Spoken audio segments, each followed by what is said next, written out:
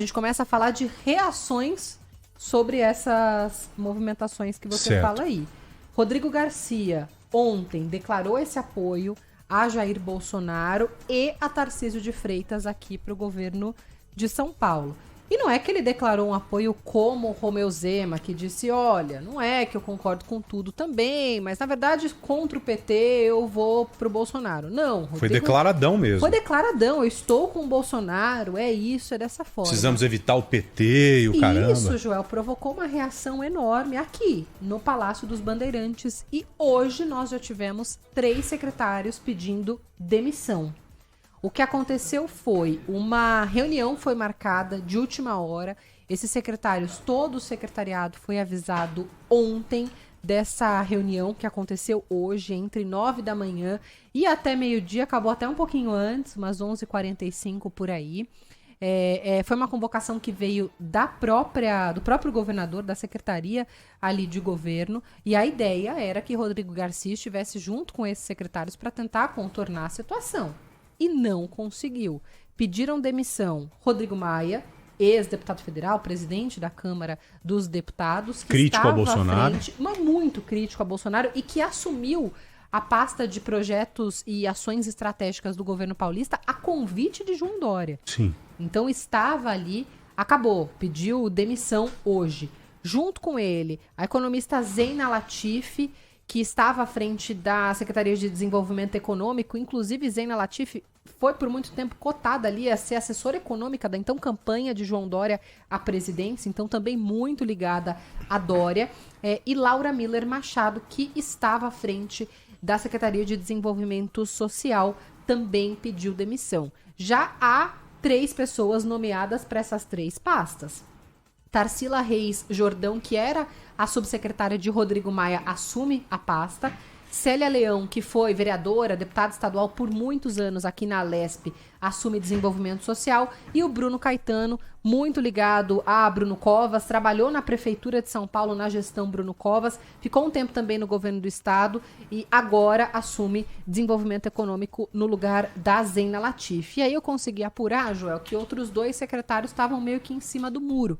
Sérgio Saleitão, que é secretário de Cultura aqui de São Paulo e também nunca poupou críticas ao governo federal, até por tudo que o governo federal fez ou deixou de fazer quando o assunto é cultura. Então, o Sérgio Saleitão sempre foi muito crítico. Mais cedo, deu uma entrevista à Folha de São Paulo, disse, eu não vou pedir demissão só porque o governador de São Paulo assume uma posição que eu não concordo. Claro, sou maduro para isso. Mas eu também não preciso que ele garanta que os investimentos para a cultura virão e que a minha área não vai ser afetada. E, pelo visto, conseguiu isso com o Rodrigo Garcia. E outro que o que a gente apurou estava um pouquinho aí em cima do muro é o secretário de Saúde, Jean Gorenstein, que também foi muito crítico ao governo federal durante a pandemia, especialmente quando o assunto era vacina, era isolamento. Então, Jean Gorenstein também estava assim, mas optou por ficar. Mas a gente já tem essas movimentações acontecendo aqui em São Paulo em reflexo ao anúncio de Rodrigo Garcia, que hoje começou essa reunião falando, pessoal, a minha decisão foi tomada em caráter pessoal.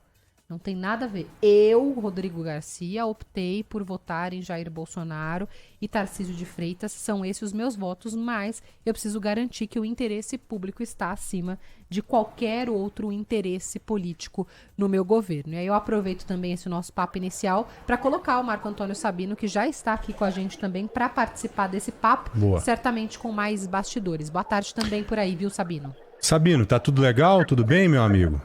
Tudo bem, Bruna, Joel, ouvintes, tudo tranquilo? Legal. Com Sabino, a gente tá tudo tranquilo. Tá, com certeza. No Palácio dos Bandeirantes, não sei. Mas olha que interessante, olha que observação interessante.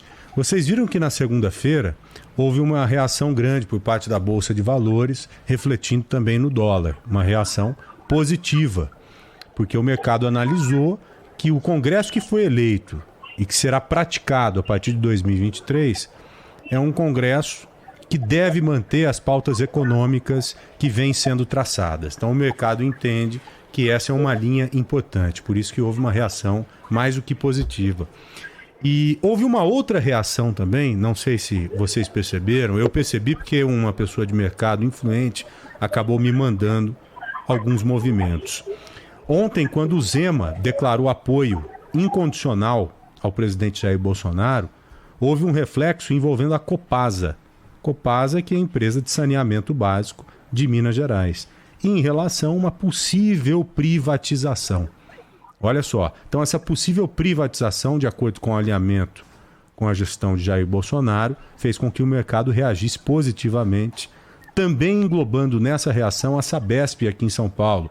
Tarcísio de Freitas na frente, liderando, com possibilidade de levar o governo do estado de São Paulo a uma possibilidade grande também, de acordo com o alinhamento que deverá ocorrer na Assembleia Legislativa do estado de São Paulo, de uma possível privatização também da Sabesp. Então, esses movimentos que podem ocorrer fizeram com que o mercado reagisse também de forma positiva. São movimentos interessantíssimos, né, Sabino?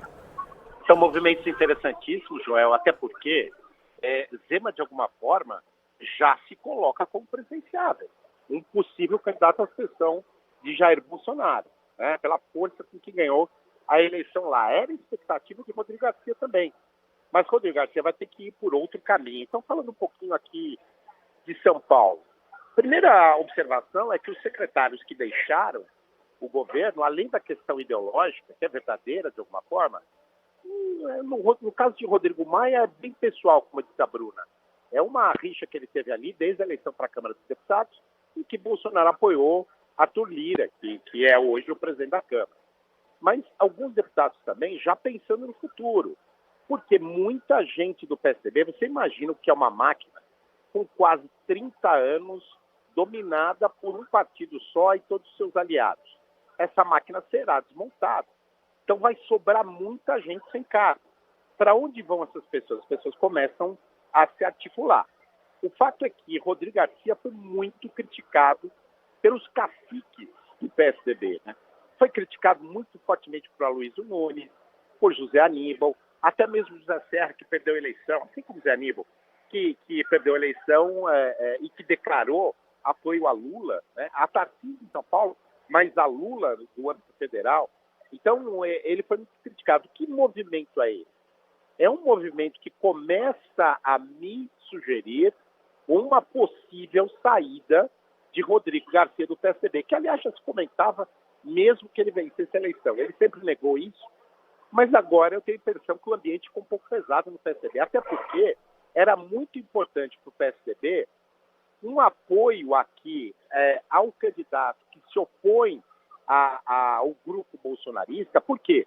Porque no Rio Grande do Sul, o único governador que ainda tem alguma chance com o único candidato que tem alguma chance com a camisa do PSDB é Eduardo Leite, que se opõe lá ao grupo bolsonarista de Onyx Lorenzoni. Então, todas essas ligações foram feitas. Vejo um desgaste de Rodrigo Garcia dentro do PSDB. Não acho impossível se pensar em Rodrigo Garcia em outro partido no curto prazo. Eu fico imaginando no União Brasil, de onde ele veio, até pela ligação dele hoje com o presidente da Câmara Municipal, Milton Leite, né? E fica aí a dúvida também se Rodrigo Garcia já está pensando na eleição para a prefeitura do ano que vem, porque manifesta uma posição que vai disputar aí a preferência do presidente Bolsonaro, do governador Tarcísio de Freitas eventual, né, do presidente Bolsonaro eventual, se ganhar a eleição, numa candidatura à prefeitura. Enquanto isso, o Ricardo Nunes, na prefeitura, tenta articular de qualquer forma para que o seu partido, o MDB, anuncie rapidamente, aqui em São Paulo pelo menos, apoio a Tarcísio de Freitas, porque no âmbito nacional, o MDB, provavelmente influenciado pelo MDB do Nordeste, vai trabalhar para o Lula, apesar de Simone Tebet ter declarado aí esse apoio, essa neutralidade de alguma forma, já que não foi um apoio muito efetivo. Para encerrar, o prefeito de São Paulo condicionou o seu apoio a Tarcísio de Freitas a 5 pontos. A gente trazia isso em primeira mão hoje no Jornal Gente. Ele quer do governo do Estado apoio nas ações da Cracolândia. Ele quer apoio do governo do Estado em projetos de mobilidade, como, por exemplo, os projetos de BRT na Zona Leste. Ele quer apoio à revitalização do centro. Ele quer apoio à proteção dos mananciais em São Paulo e mais dinheiro para a saúde. Então são 5 pontos que foram colocados aí por Ricardo Nunes para declarar apoio a Tarcísio de Freitas, desde que liberado pelo MDB. Ô Sabino, talvez o rumo, né, ou os rumos do PSDB ainda passem por esse segundo turno, a depender do que vai acontecer com Eduardo Leite. Mas fato é que o PSDB perde muita força sem a prefeitura e sem o governo do estado de São Paulo. Esquece PSDB em São Paulo, pelo menos agora, nesses próximos anos. Como é que isso vai bater no partido? Tem muita gente falando em fim do PSDB, ou assim, que há uma necessidade de renovação há muitos anos, a gente sabe. Mas o que acontece agora no PSDB, Sabino? Olha, o PSDB, eu brincava outro dia, né? Como uma analogia com o futebol, como um time que cai para a segunda divisão se reorganiza, começa tudo de novo e às vezes vem forte de volta para a primeira divisão, eu acho que isso é um pouco o caminho do PSDB. O PSDB vai ter que se reorganizar. E eu vislumbro agora o seguinte: se Eduardo Leite ganha lá, obviamente Eduardo Leite passa a ser o mais forte partido. Se não, e Rodrigo Garcia decidir ficar, Rodrigo vai tentar reorganizar esse partido. Mas quem vai ter importância, na minha opinião, é um grupo jovem do PSDB de São Paulo que conversa bem com Eduardo Leite, que era o grupo em torno do ex-prefeito Bruno Covas. Esse grupo está hoje, de alguma forma, ligado ao prefeito Ricardo Nunes, mas tem força no diretório municipal, tem força no diretório estadual para poder reorganizar o partido em São Paulo e pensar em futuro. É um grupo bastante jovem, mas pode até ser bom para o PSDB. É o freio de arrumação necessário, né? Às vezes você tem que parar mesmo, voltar um pouquinho, entender de onde você veio, para você projetar de novo o caminho que você quer seguir, onde que você quer chegar. Isso acontece na vida da gente, um partido não é diferente, né? Agora, o Sabino, o Rodrigo Garcia, até onde eu sei, é um cara de posicionamento, é um cara de personalidade. Você se lembra bem, quando o Dória veio com aquela loucura dele lá, no meio do caminho, de querer ficar no governo do estado de São Paulo, ele falou, não vem com essa não que eu vou cair fora. Eu não aceito isso. Quando ele se posicionou, aí sim o Dória manteve o que tinha prometido. Você se lembra disso? Isso aconteceu há 60, 90 dias, né? É verdade, Joel. E vou dizer mais, não foi só Rodrigo que se posicionou, não. Ali estava Rodrigo Maia, por isso talvez tenha se sentido bem chocado com essa declaração de Rodrigo Garcia. E estava nessa reunião também o presidente da Assembleia Legislativa, Carlão Pinhatari.